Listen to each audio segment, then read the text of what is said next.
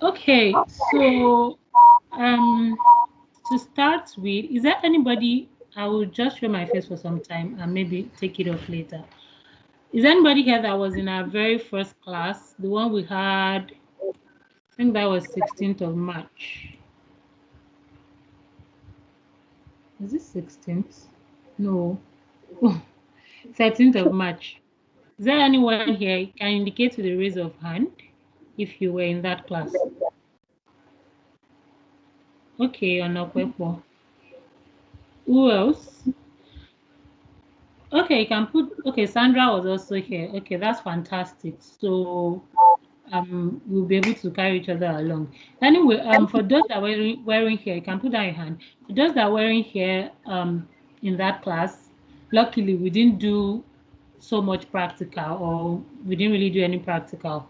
We just used that class to try to introduce ourselves to data analytics and what data analytics is about, and just a brief introduction to the Power BI interface. So today we will not be telling too many stories. We would like to just go straight into the practical because of short time that we have. Also, I was one that took the last class, but over time, over the course of the series, we're going to have other mentors. We have two other mentors that have joined me. We have Choma and Gloria. They are not on the call now, but when they join the call, I would introduce them. But just for us to know that over the course of the series, we're going to be having other persons taking the classes. Please, can we hear me clearly? Yes, please. Okay.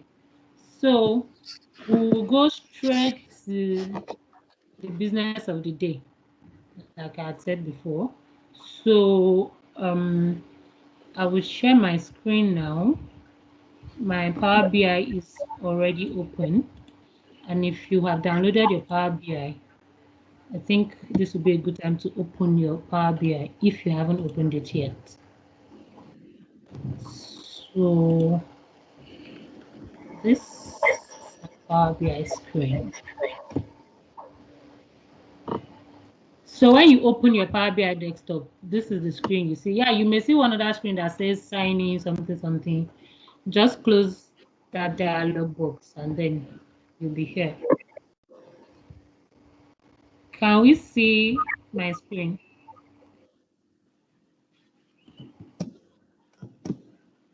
Can we see my Power BI screen? Yes. So also we have a curriculum that I will upload later on the files. But for now, I will just paste in the chat room the first module that we are taking today and what it entails. So I'll paste that on the chat just so that we can follow through on what we're doing. So that's the first module that we're taking today. So like we had explained before, Power BI is a tool from Microsoft that we use to analyze, model, visualize, share data, collaborate with our colleagues and all of that. But I mean, we're talking about data, and Power BI is a tool.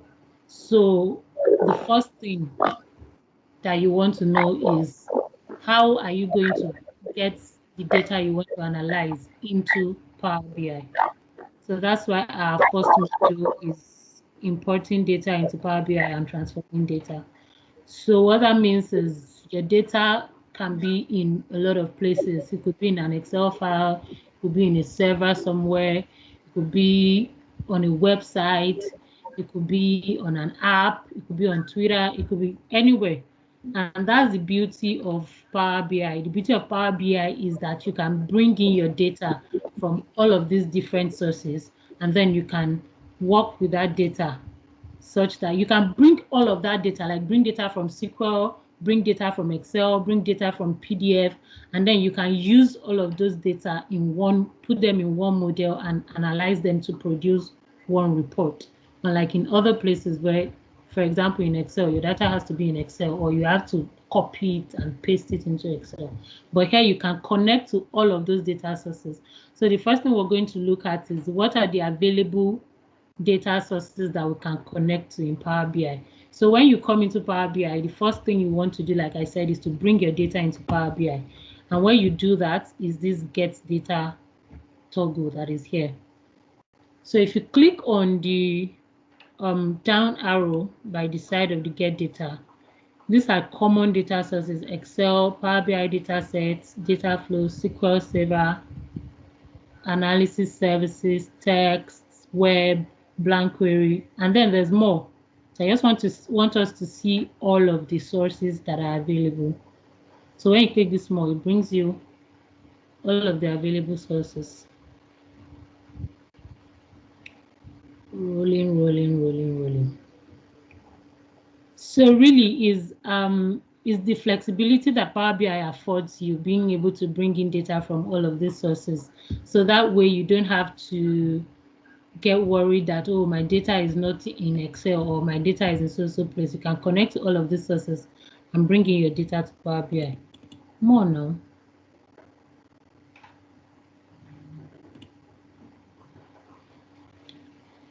Okay. I don't know why this is taking forever. This is my internet.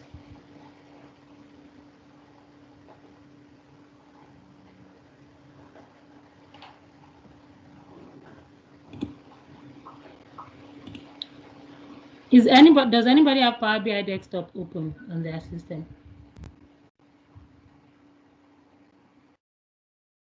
Hello? You can unmute yourself and speak if you want to. Yeah, I have Power BI desktop installed. Okay, more is here. Can we see the dialog box on my Yep. screen? Yep. Okay, so these are all the sources are classified into different categories. If it's a file, you can get from all of these sources, this kind of files. It's from a database, you can get from SQL, Oracle, IBM, all of the list is so long, we can't go through everything. From Power Platform, you can get from data sets, from Common Data Service, all of this. You can get from Azure, from all of these Azure databases. Can get from online services, that's from web, Dynamics 365, Google Analytics, GitHub, LinkedIn Sales, all of this. The list is, like I said, as long as, and then there are other sources.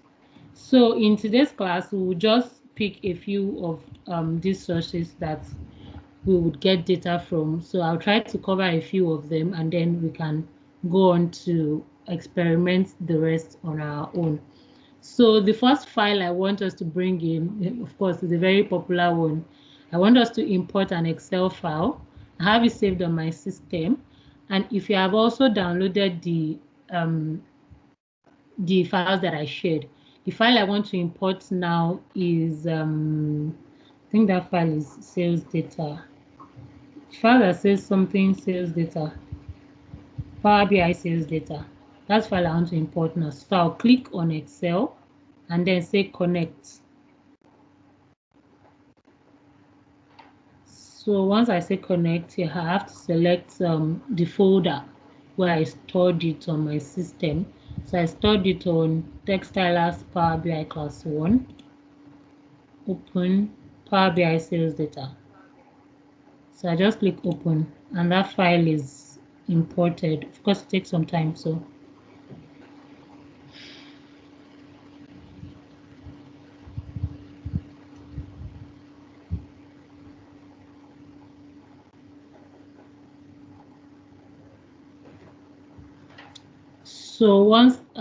this is we're bringing in that data from Excel into Power BI.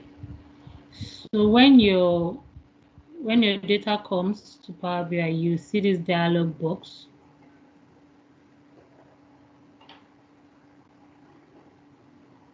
So this is showing the Excel file. The file has 2 sheets. Just to be sure, I can click on each of the sheets to preview it to be sure that I have the correct file. So these are the columns that the file has. Then I can also click on the second one to also preview it.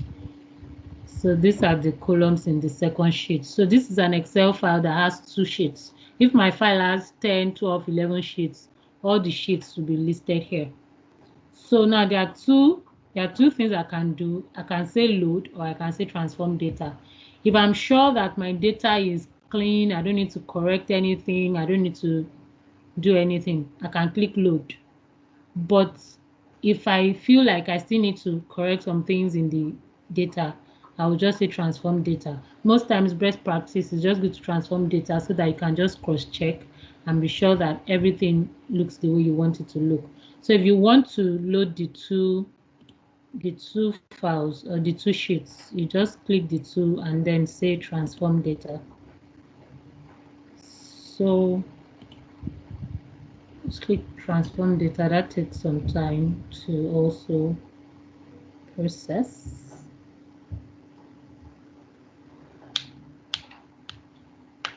Transform data. Once you click transform data, the dialog box that opens next is called the Power Query Editor.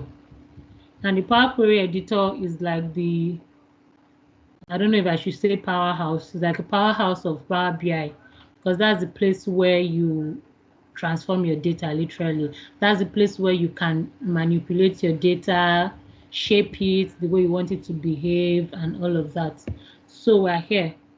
So it has named this query 2, and these are the two data sets that are inside it, in stock data and geodata. So now we're done with get data, at least one aspect. We will take some other getting data from some other sources later. But now that we've gotten this data, what you do in Power Query is to look at your data and be sure that they're properly formatted, that the data types are correct, that there are no unwanted columns in your data. So for example, because when you have unwanted columns in your data, they occupy space and make your data model and everything slow. So it's usually good to just remove any unwanted data. So for example, in this data set now, we have this column 9 and 10 is actually no, there's nothing inside. So we can just delete those columns. Just select it and select the 2 of them We can't see and what come you here, did. remove columns. Okay. Yes. What I can see on your screen is add data to your report. That's all I can see. I don't know if that's what every other person is also seeing. I can't see the. Oh, you can't see the query editor. I'm so sorry. No. Okay, let me go back and reshare it.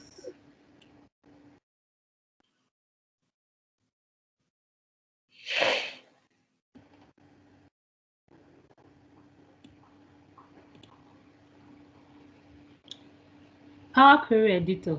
Now, I'm sorry. Yes, we can see Is there the. anybody doing their own? Are you on Power Query Editor? Yes. Okay, so I'll cancel the last step I did so that I can show you guys what I did. So I was saying that if you have unnecessary columns or unnecessary stuff in your data set that you don't necessarily need, being there is going to just slow down your work. So it's better to remove them. So the first thing we're doing in this editor is to remove these last 2 columns. They are empty. There's really no information in them that is useful to us. So I can just select the 2 columns, click Control, select the 2 columns, and use this remove columns here, and those 2 columns will be removed. Also, so what we can see is that the actual these first 2 columns, these first 2 rows, sorry, are actually like the actual heading of our data, as you can see, is what is on this row 2, where we have item number, category, and product name. So also we need to remove the first 2 rows and get this row 2 to be the header. So we can just come here and say remove rows, remove top rows.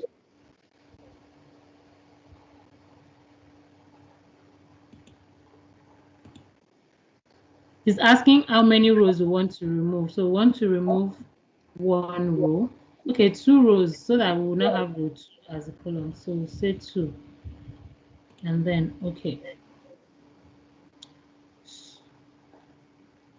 No. We're supposed to remove 1. Remove top rows. 1. So then we have this row here. Can just use first row as headers. Yeah. So that way we have the row we want as the header. I hope you are following. Yes. Okay, so now that we have our headers the way we want it, the next thing we need to do is to check that the data types are correct. Now, what are data types? In some other programming language, you can hear that examples of data types are integer, real, or text. In Power BI, we have a lot more data types. For example, we have decimal numbers, we have percentage, we have text, we have dates, we have a lot of data types. So, and what happens is if your data is not stored in the correct data type, you're going to have challenges when you're modeling your data.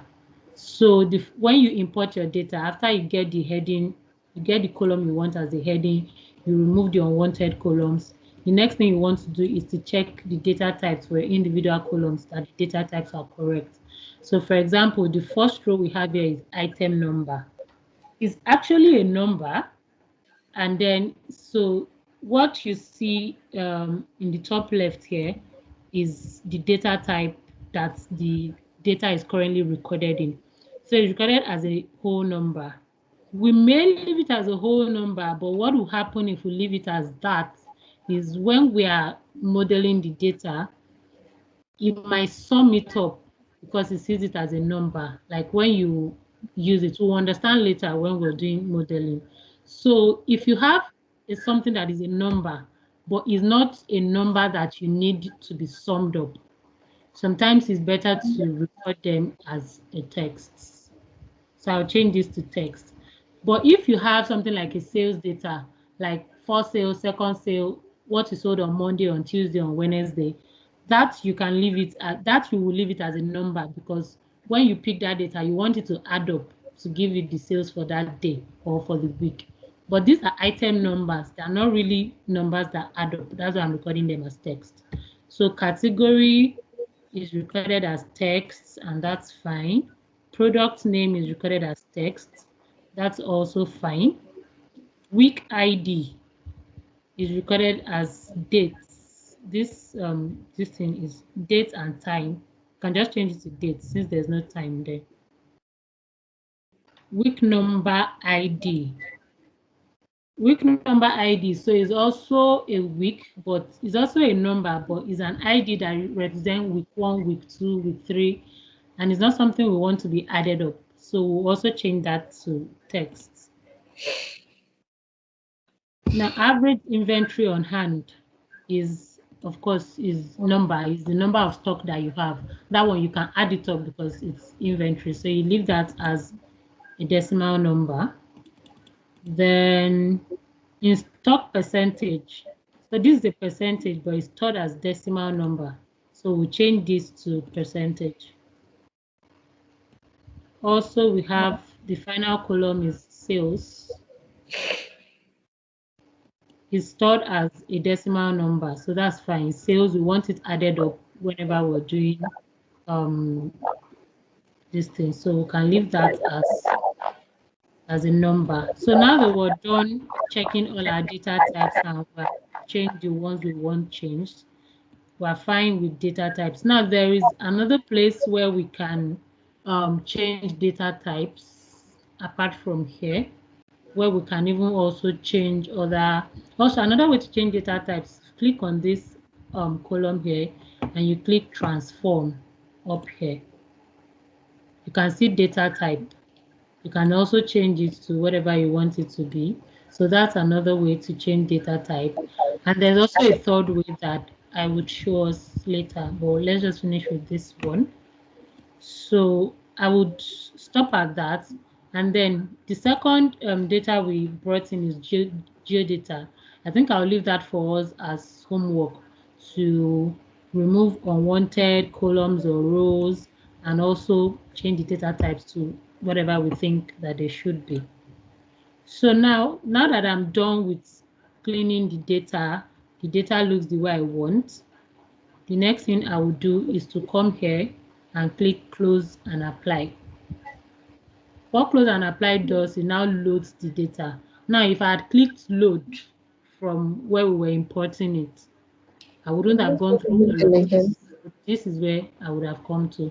So if I click close and apply now, it now takes us back to, once you click close and apply, it comes back to our Power BI page. My screen is not showing, I'll just share it now. So we will find ourselves. Where is it now?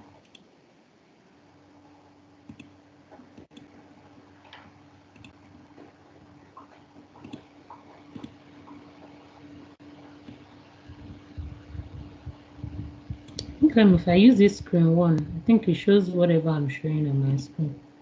Okay. So the system is trying to bring in all of those data that we imported. So that's why we see applying query changes. So that is method one of bringing data into Power BI or bringing data from Excel. Like I said, we can bring data from different sources. So now we brought data from Excel. Now I would bring data from another data source in the next step. If we're looking at the curriculum that curriculum I shared that we're following today. So we've done available data sources. We've done a bit of Power Query interface. I'll get back to it later. We've done understanding data types, data transformation in Power Query.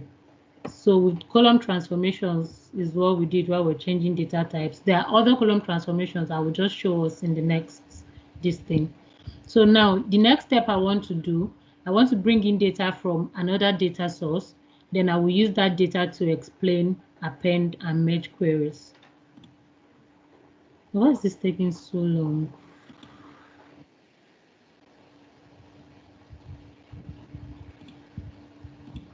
Please, if you have any questions, you can either raise your hand or drop a chat in the chat box. And I hope there's nobody waiting in the lobby. Okay.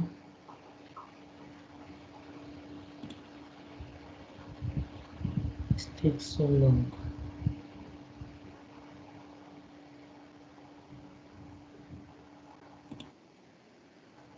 Okay.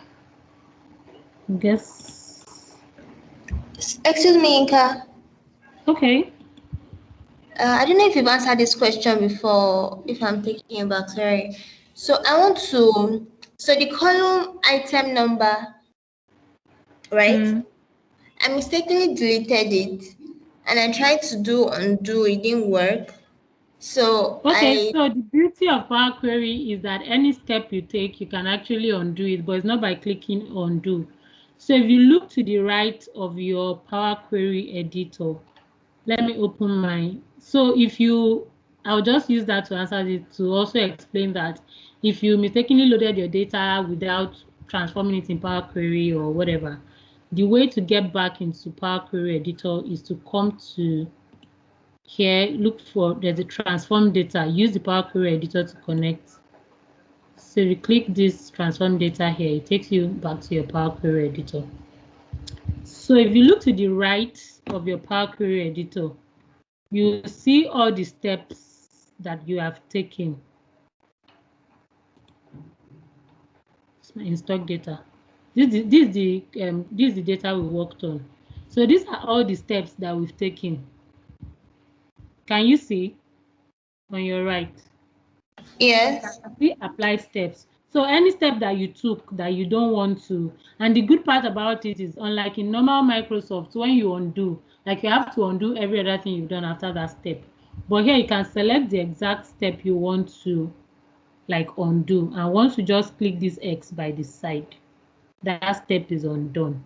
So look for the side there, look for where you said removed columns and just undo it. And your item number column should be back.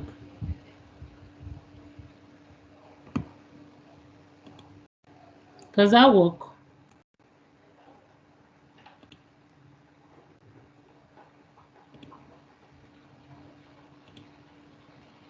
Who was asking the question? Lola? Lara? Okay, so I was looking at your screen. I'm trying to find the option after transform data that you clicked. Just okay, I'm coming. Let me go back to Power BI and show you. Just from home, yeah. Let me go back, close and apply and go back so you can see.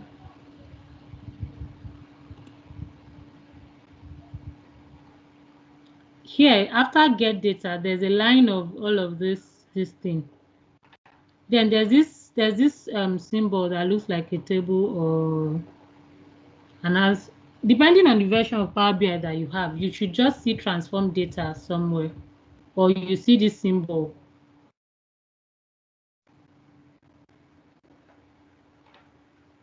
Click this, you'll see transform data. So just look for transform data or this symbol, depending on the version of Power BI that you're using. Have you seen your transform data? Yes, I have. Can you click it?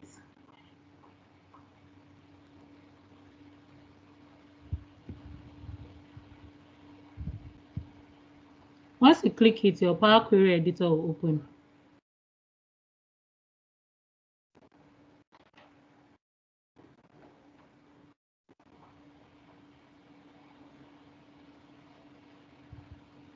Has your Power Query editor opened? Nope. It's rolling or something.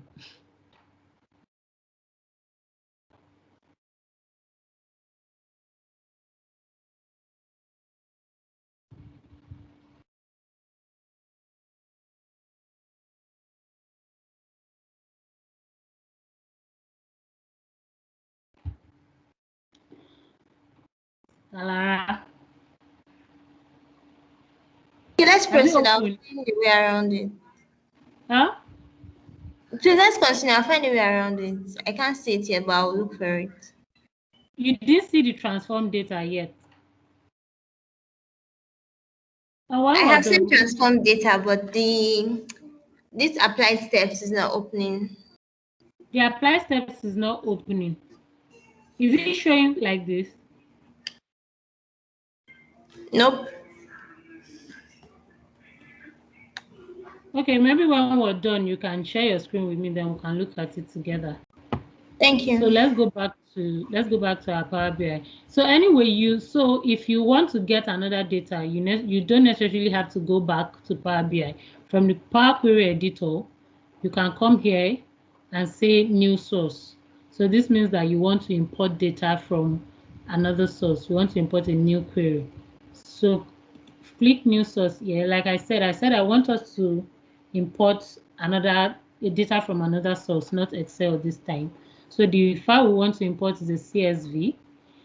If you are in the normal Power BI interface, just do your normal get data tool and then click text or CSV. I want to import the other two files that I shared. That's I think that file is Power BI Q1 sales and Q2 sales.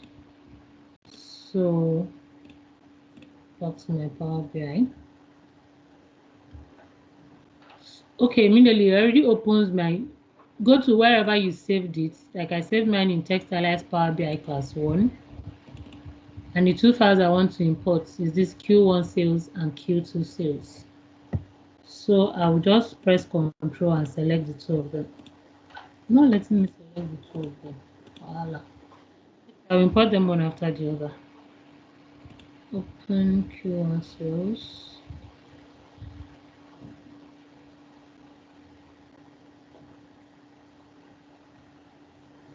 So because this is a CSV file, so that's why it's showing this way. So you just click OK. We'll come back to the Power Query editor to correct it or do anything we want to do. I'll just click OK. Then I'll get the second one. Instead of using new source, I can just say recent sources since I just came back from that source.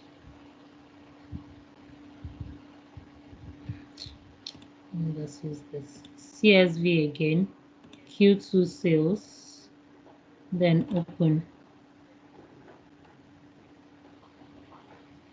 Then we'll click OK.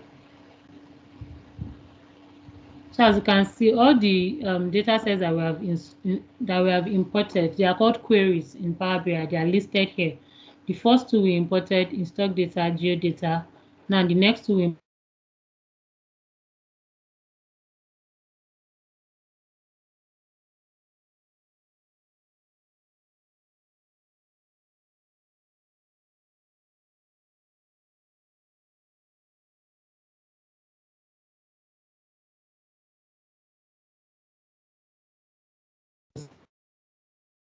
sales is amount of sales. So instead of whole number, I think I can prefer it as a decimal number.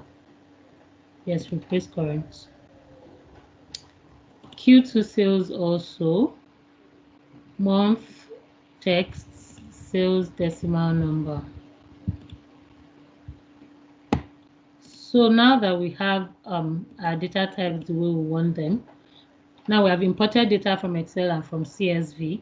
And the next thing I want to use these two last queries that we imported to explain append and merge queries. No, append queries first, then we'll do merge queries later.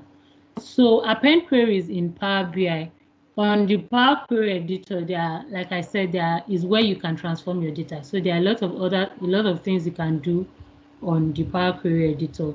One thing we have learned is changing data types. Other things you can do, for example, removing columns, choose column, removing rows. You can also split column. Maybe we'll explain that later. Here also change data types. I will explain replace values to you later. Is another thing you can do. Then here you can merge queries and you can append queries. The first one we're doing is the difference between appending queries and merging queries. If we look at the symbol, you see that merge is showing two tables side by side, but append is showing two tables, one on top of the other. So what that means is that when you merge queries, it's like your first query has 3 columns, the second query has another 3 columns. When you merge them, they are merged side by side, and then your final query will now have 6 columns. That's the 3 columns from this merging with the 3 columns from the other one. But when you append queries, they go one on top of the other. So your first query has maybe 3 rows. The second query also has 3 rows. By the time you append them, your final query is going to have 6 rows. So that's the difference between merge queries and append queries. So the first one I want to do is append queries. So for example, now we have data for Q1 sales and Q2 sales. And if I'm doing an analysis, maybe I don't really care about differentiating between Q1 and Q2. I just want to see the sales for H1, for example. Now, this might look trivial because it's just 2. Why can't I just copy the second one and paste it under the second one? Assuming that we have, maybe I work for a company that has 200 districts, and then I collect sales data from all of those 200 districts. I work at the headquarters. I just want to see the total. Now, it will not be easy for me to copy all 200 of them and be pasting them under each other. Then you can just use append queries to append all of the queries together. Now, when you're appending queries, it's best practice that each of the queries should have the same number of columns. So for example, this has 2 columns. The second one also has 2 columns. So you can just add the second one under the first one. For if the other one has 3 columns, for example, and one has 2 columns, yeah, there's still a way to go around it, but it's going to make it more complex. So now what to do when you want to merge, when you want to append queries, you come here to append queries, click the down arrow, and then click two options, append queries or append queries as new. Append queries means that it's just going to append them. It's not going to create a new query. It will append the two together, and then one of the queries is going to be lost, and then the new one. But when you say append queries as new, it saves your old two queries and then creates a new query that is the appended query that appends the two. English. Create a new query that is the sum of the two old queries. So let's use append queries as new. So once you click append queries as new, you have this that comes up. Please excuse me a minute. Let me. Please tap on fire.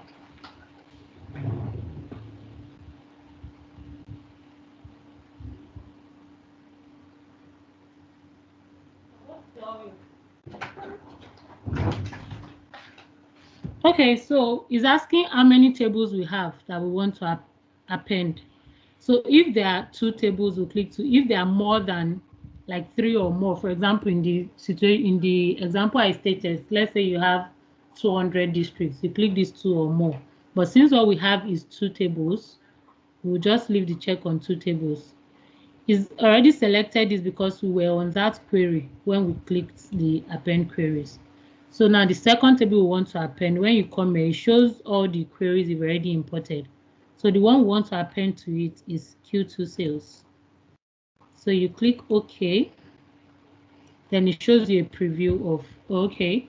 So the tables are appended. So now we have January, February, March, April, May, and June. So this is the whole of each one, and the two are now together. And because we said append queries as new, so we have our two old queries, Q1 sales, Q2 sales, and the new query called append one. So I'll just use this chance to explain editing queries. If the name they stored the query as is not something you like, or is not easily understandable for your users, you can always rename your query. You just come here and right click, and then you rename the query. So I'll rename this to Power BI H1 sales. This is now H1 since January to June. On sales.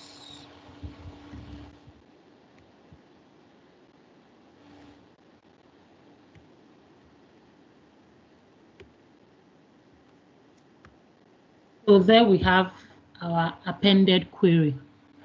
This appended query has six rows. So I'll just quickly import another kind of data and use that to explain merge queries. New source, more. So you can actually, if your data is not a lot, or if your data is in your head, you can literally actually type your data into Power BI. And the way to do that, okay, it's not here, is to just come here and say enter data. So it's like you're creating like your normal new Excel table. So I will use this to create a query that I will now merge with our H1 sales.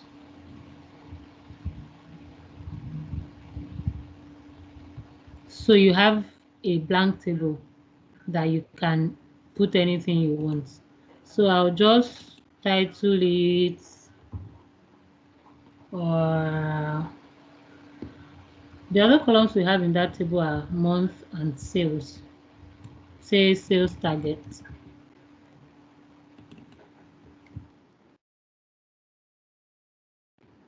I work in a bank, so I'm used to hearing targets. That's why target is the first thing that came to my head. So let's say we have their targets for the different months. Let me add another column. One column for month and then another column for sales targets.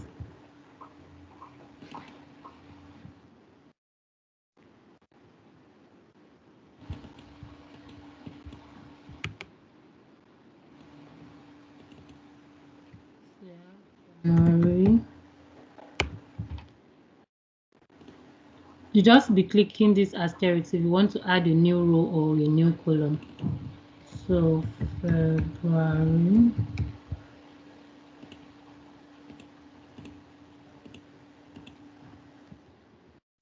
March.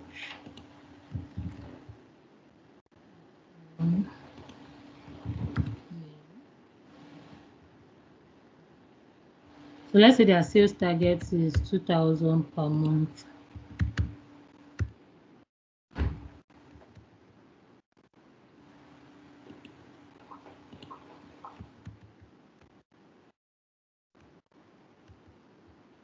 So this is another way to get data into Power BI, just by creating your table and typing it. So this is the name. Let me name it sales targets. Call it any name you want.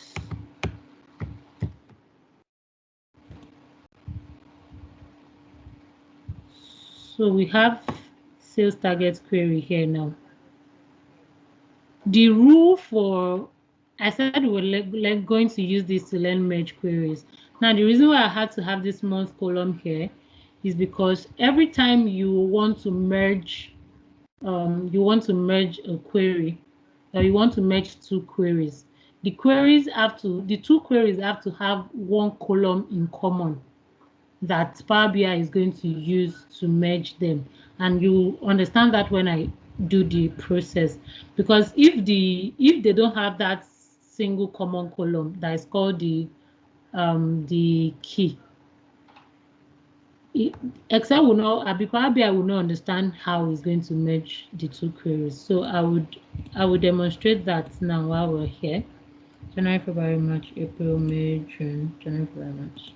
So those two columns have to have like exactly the same values for it to be able to merge.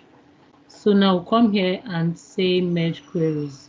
As usual, merge queries as new.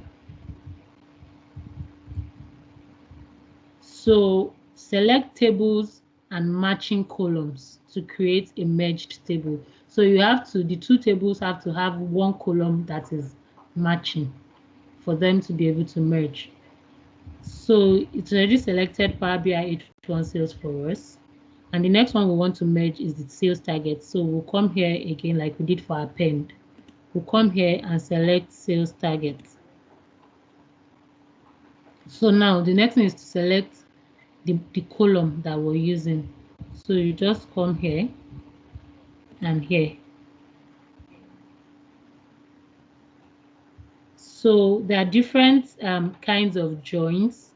Because of time, I can't explain everything, but what we have here already explains the different kinds of joins that we have. But we can also, I will also send us a material on it that we can read. But literally, just the join you select depends on the kind of data that you have. So, but because we have, we want to select all the rows from both, and we already know that all the columns are matching anyway. So we can just use full outer. Anyone really, or we can use full outer, we can use left outer. Let's just use left outer. Use fuzzy matching to perform the merge.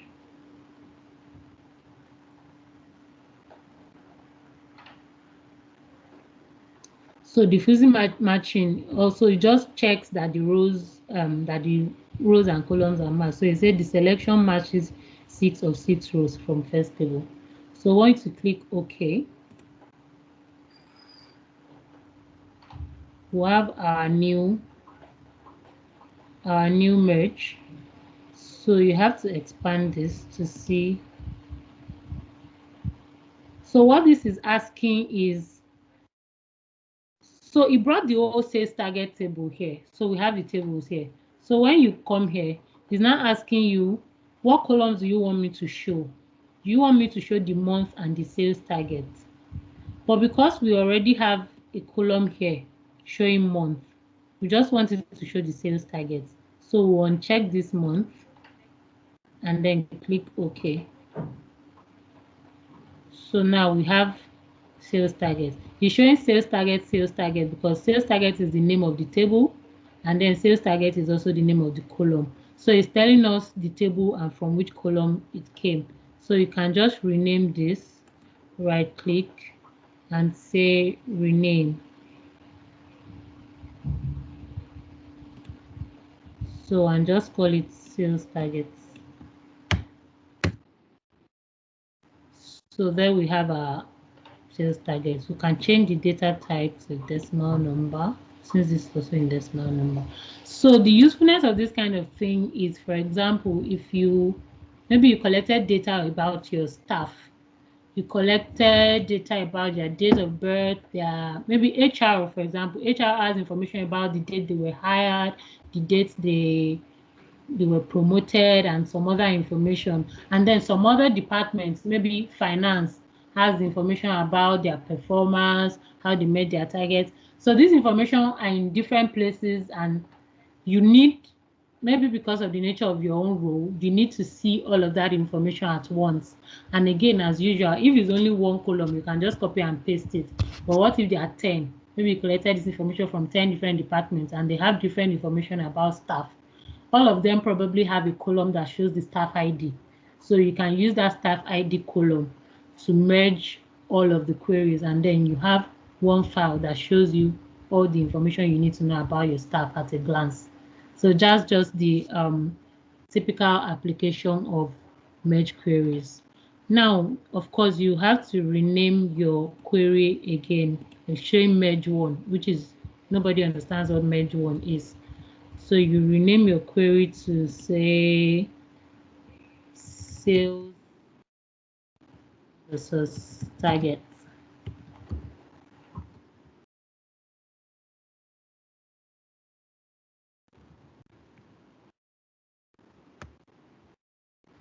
So now we have all of these queries.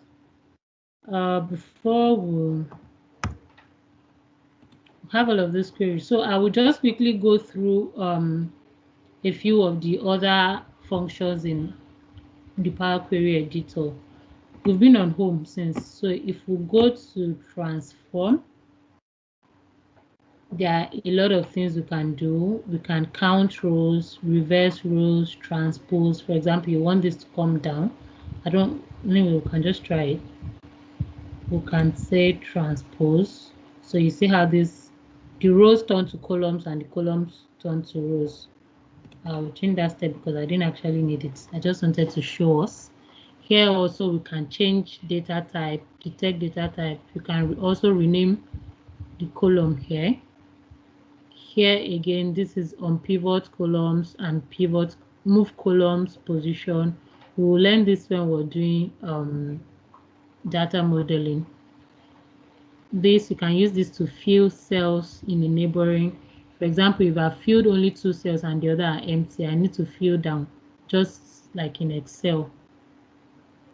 You can use this to convert a column to a pivot. So we'll learn that more when we're modeling data. This split column can be used to split a column, just like the name implies. For example, let me see if I can find something we can split here. Good. So we have this column that describes the product name, but the name is quite long. Maybe it contains the color, the type, the whatever. For example, but you want a column that just shows the exact type, maybe just vintage 24-inch. Really, you come here and you say split column. It's going to ask how you want to split it. Is it by delimiter, or is it by number of characters, by positions, by lowercase? So let's use by delimiter.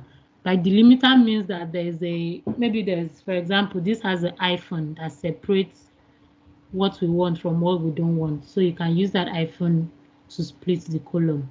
So once you just click that,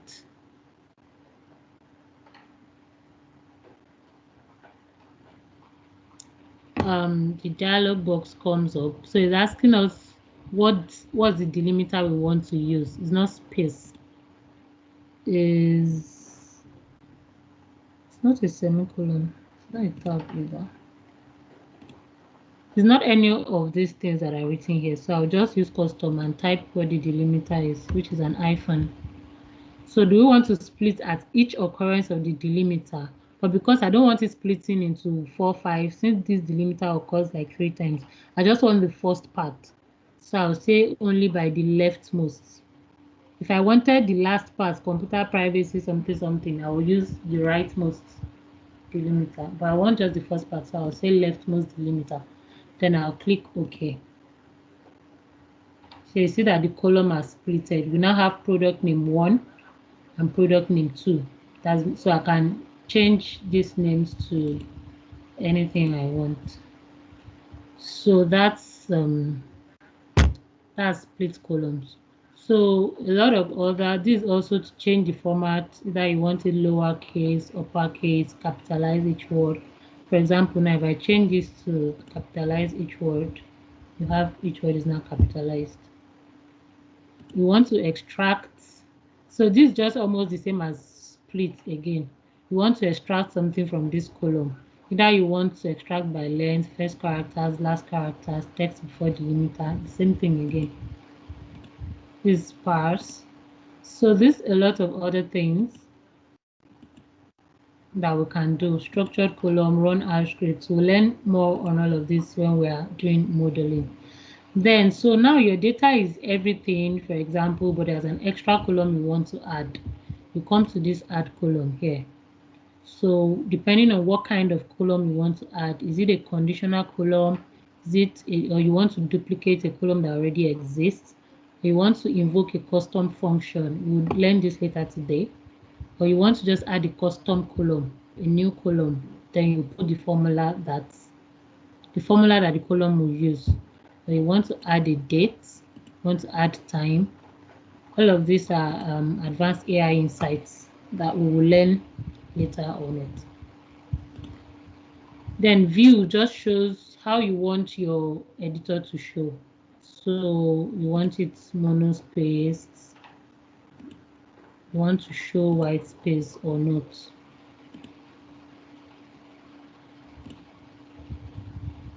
You want to go to a particular column.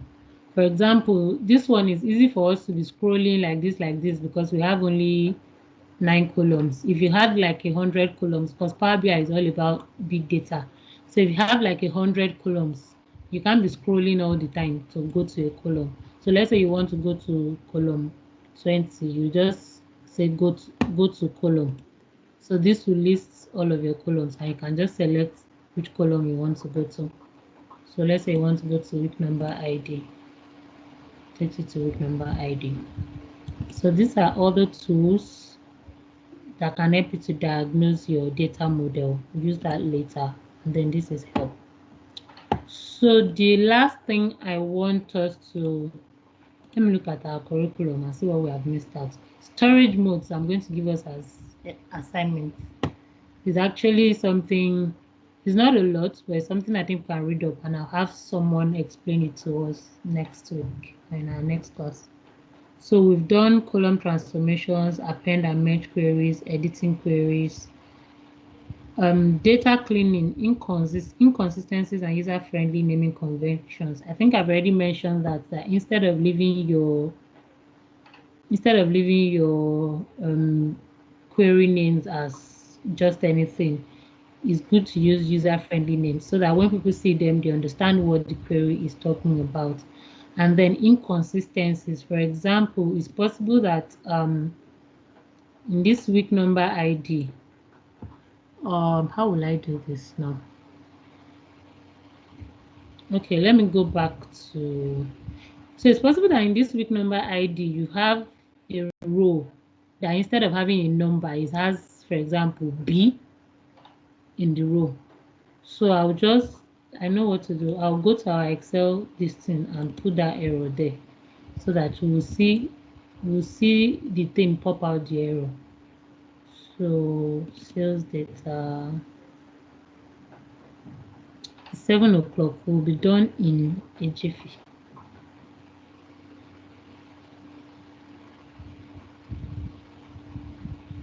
So when you have such inconsistencies in your data, even though maybe you got the data from somewhere you automatically know that that number is not correct. It's not what it's supposed to be, or whatever is there is not correct. So you just have to change it to whatever it's supposed to be.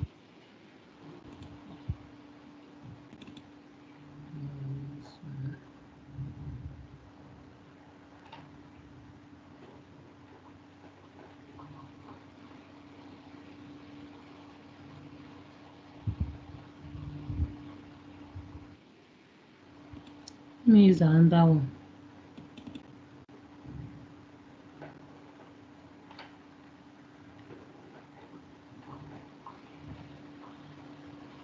Let me use Q1 sales. Since that one is not opening.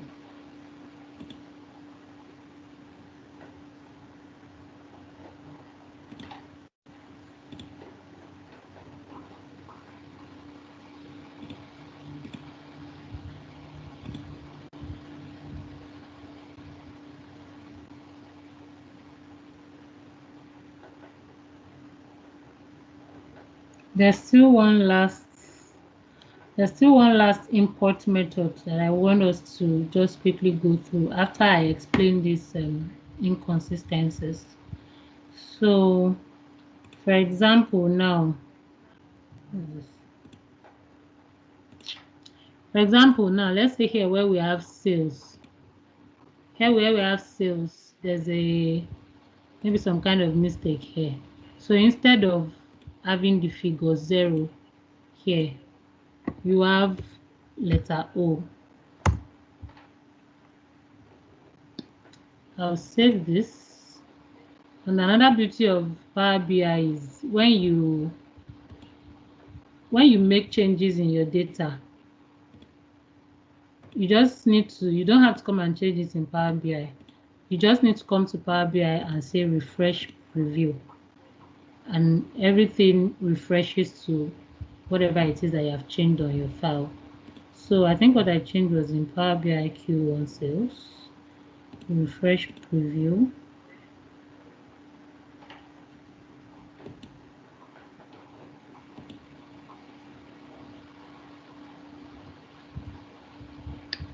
So now because of this, the column month of the table wasn't found. This is another error entirely.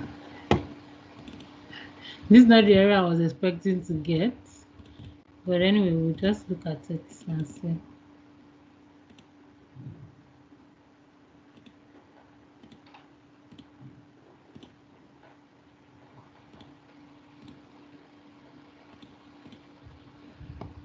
Okay, we'll come back to this. That's not the error I expected to get. So normally, okay, H1 sales is not having this issue too.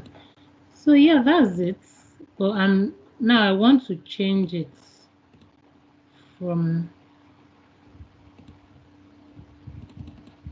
supposed to open this error.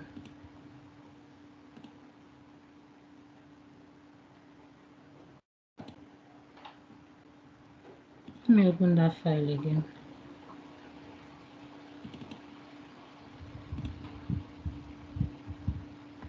Oh, what happened?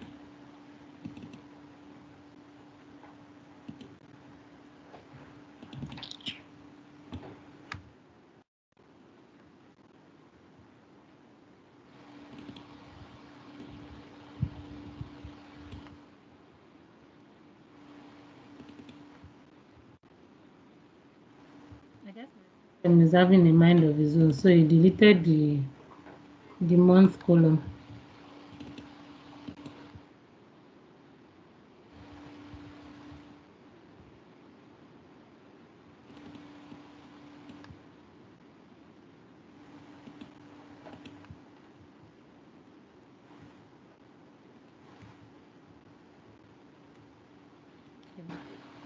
This is what it was supposed to have.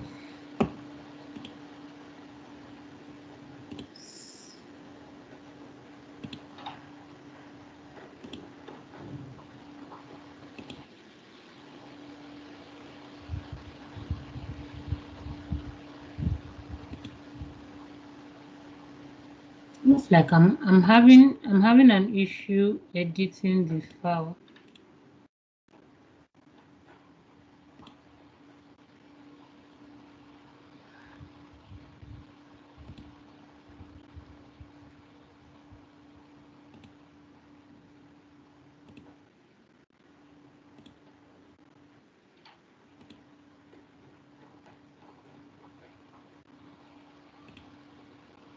Let me see if it works now.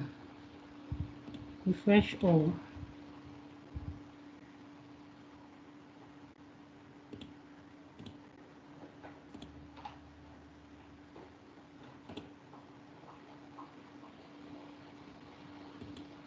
I'm having an issue editing the file. I think it's something with my system. So I'll just take that later and maybe share it with us on the channel.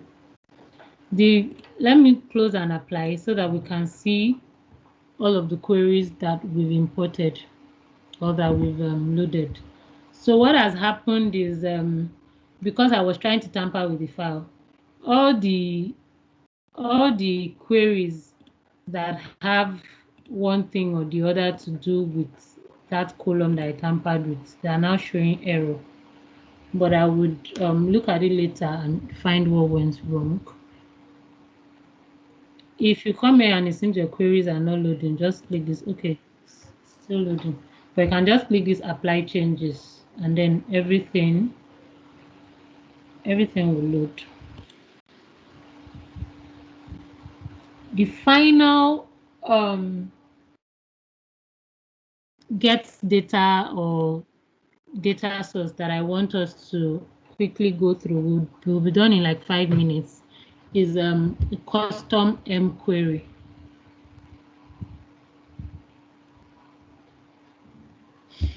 So once this loads, I will just take us through that.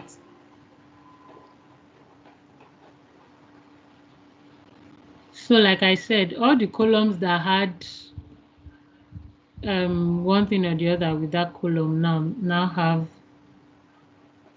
issue because of that column I tried to change. But I would look at it later and see what went wrong with it.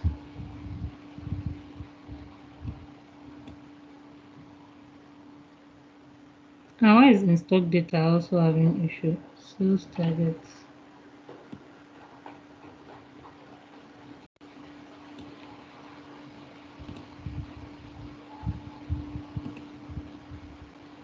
Wait, why are all our queries not loading?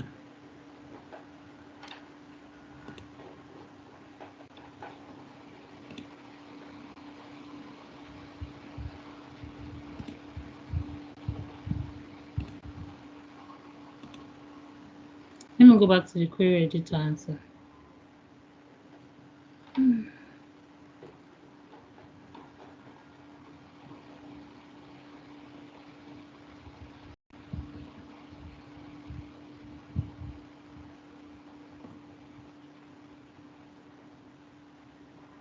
Okay, so these ones are fine.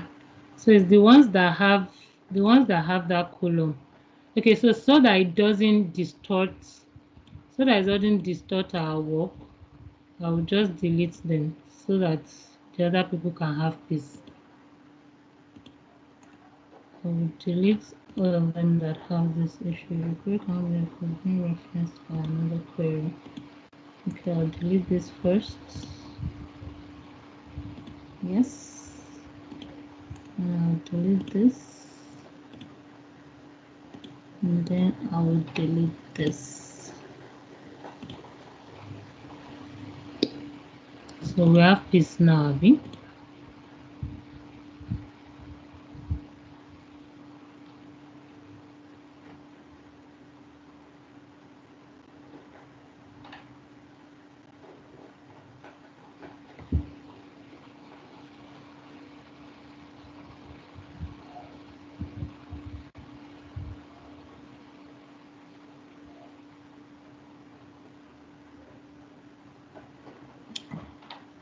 The final, like I said, the final one I wanted to do is creating a query by or getting data by using a custom M code.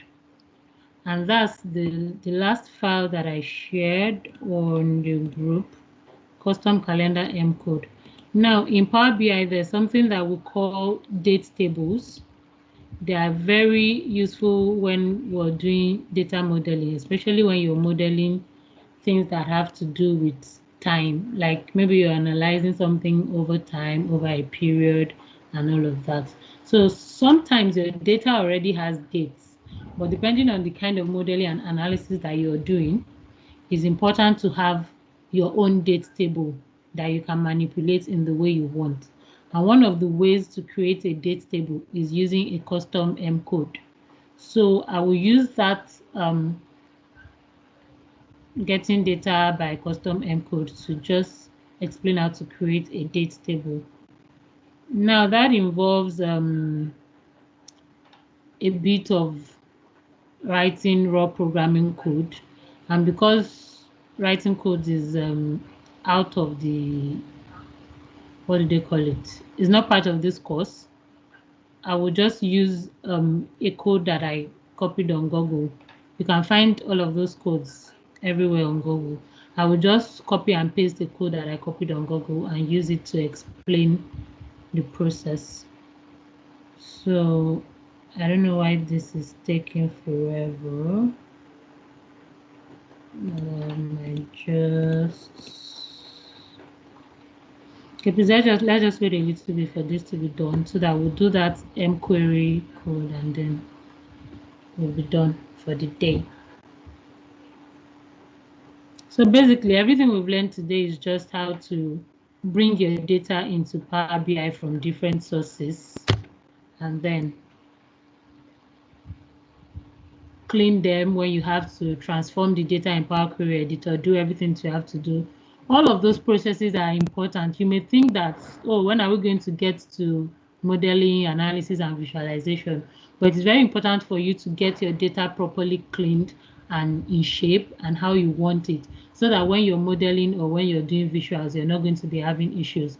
And when we start visualization, you see how important it is for your data to be properly cleaned and transformed before you go to modeling and visualization.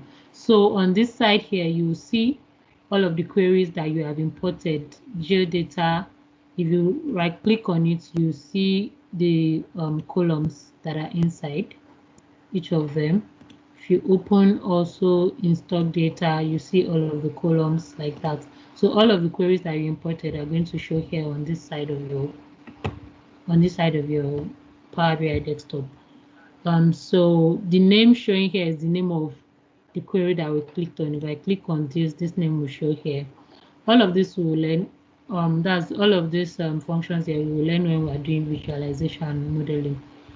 Like I said, the last one I wanted to do is to use a custom M code to create your query, in short. So go back to good old get data, and then we'll go to, I'm looking for blank query. So you scroll down to the end here, you see blank query. Click connect. So I will go to Microsoft Word. If you're following or if you're doing your own, open the custom calendar M code file that I shared on the channel.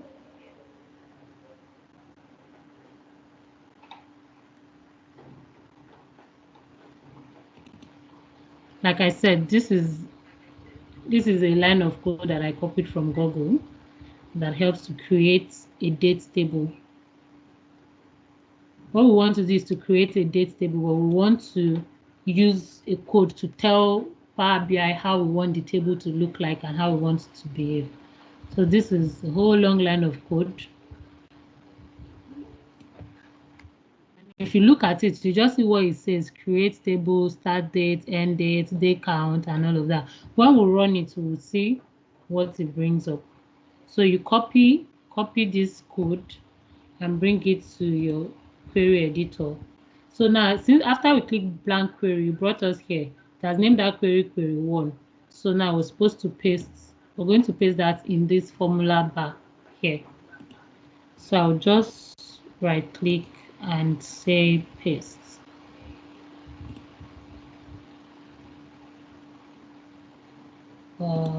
Okay, then you click this check here.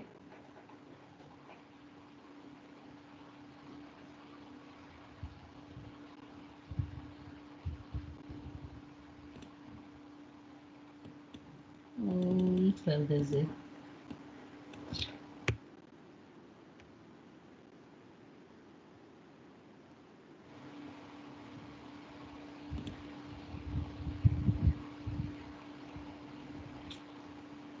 that didn't quite work. Normally it's supposed to ask us for the start date and the end date.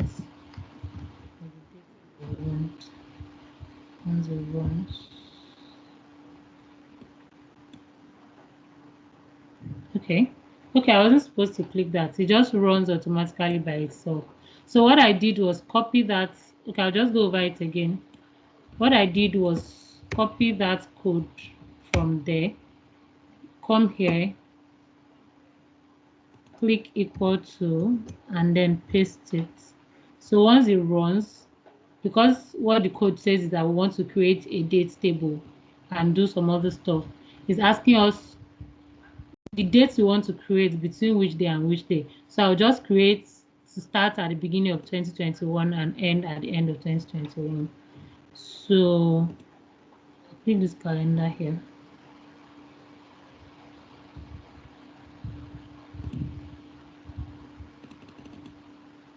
First of January till 31st of December. So it's going to give us a table that has the list of all the dates between the start date and the end date. So you just click invoke. So now we have our date table. It has all the days of the year from 1st of January to the end, then it states the year, what quarter of the year it is, what month of the year. So those are all the other things that were in that long line of code. The code dictated that it should have all of these columns, just depending on, so if you were actually a software developer that you know how to write code, you just write the code according to whatever columns you think you're going to need in your modeling later.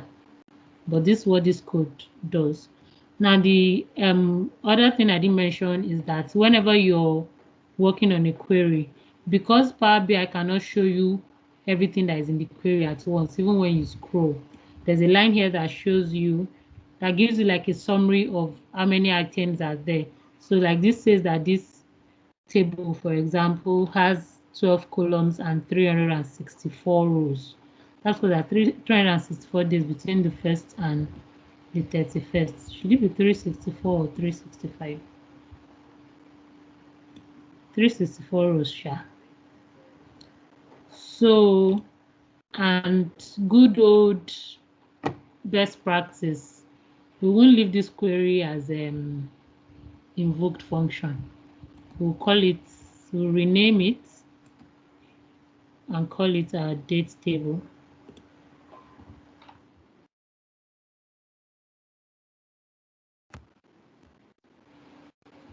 So if we click close and apply, as usual on our Power BI, we would see that the date table will now be showing on the date table will now be showing on the Power BI I want to show.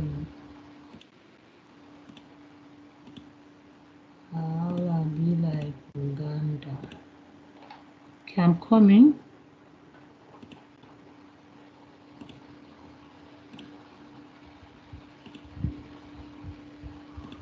My system is hanging.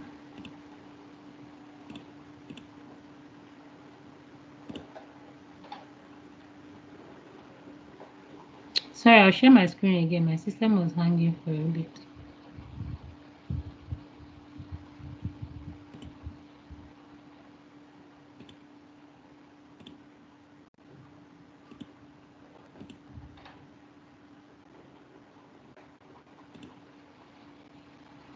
So that's basically it. I think we've covered available data sources within the storage modes. I said we'll do that as homework.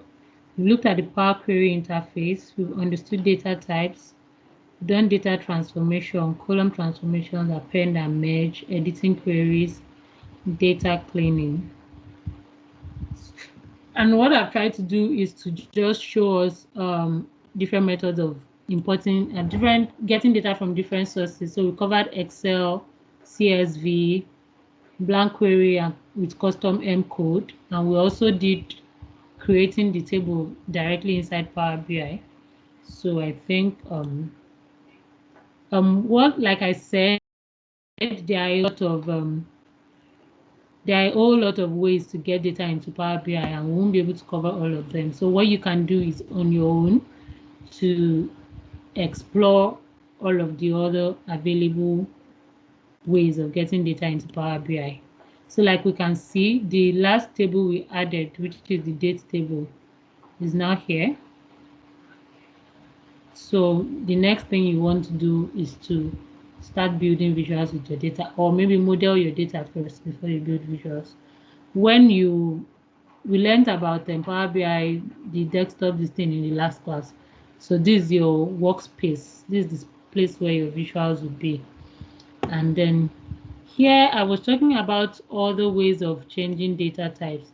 This is actually another place where you can change data types. So we come to this data view here.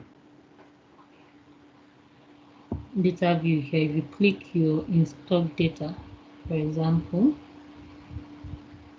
So you click on this column and you go back home.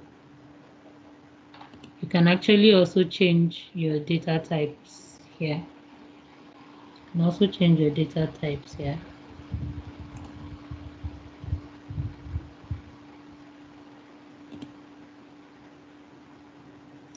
So that's about it. You can also change your data types. So you just come here. I'm looking for the table tools, column tools. So here you can see that it's a text. So you can change it to whatever you want it to be and all of that.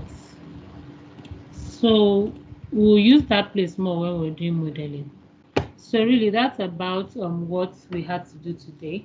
For assignment, what I want us to do, when I imported the query that had geodata and in-stock data, I cleaned the in-stock data. So for an assignment, I would like us to look at the geodata table and clean it.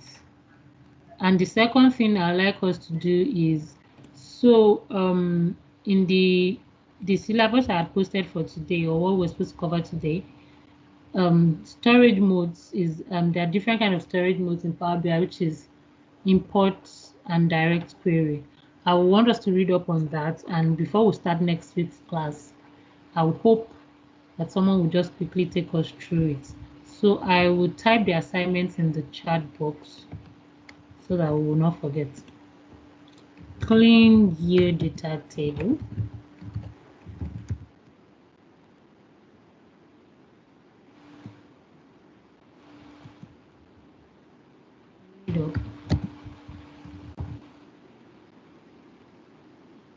Read up storage modes.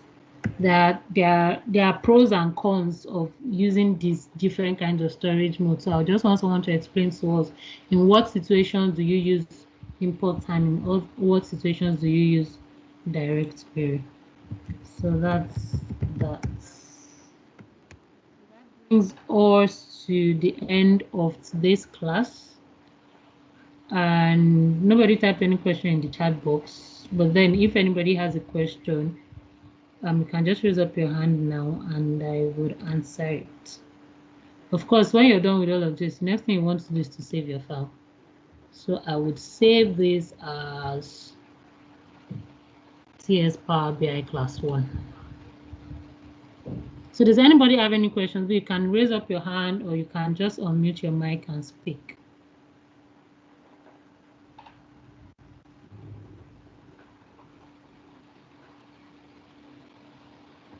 For the blank query, the code can be in any language. So that's the one I used was the M code. The languages that are accepted in the normal language that Power BI uses is DAX, but I know that M code is also accepted, but I don't think that it can be in any language. I'm not very certain about that because, like I said before, I don't do a lot of programming myself. So, but I know that it accepts DAX and M codes. I don't know about other languages, but I can find that out and get back to you. Okay. Anybody have any other questions before we go? It's almost 7:30, so spend 1 hour 30 minutes. I think that's fair. In our next class, I would after this class, I would just liaise with the other mentors, after which I would upload the curriculum on the channel so that we can also just go through it and know what we'll be doing in the next class. Okay, if there are no questions, I think we have come to the end of today's class. And enjoy the rest of your weekend, everyone. Thanks for coming.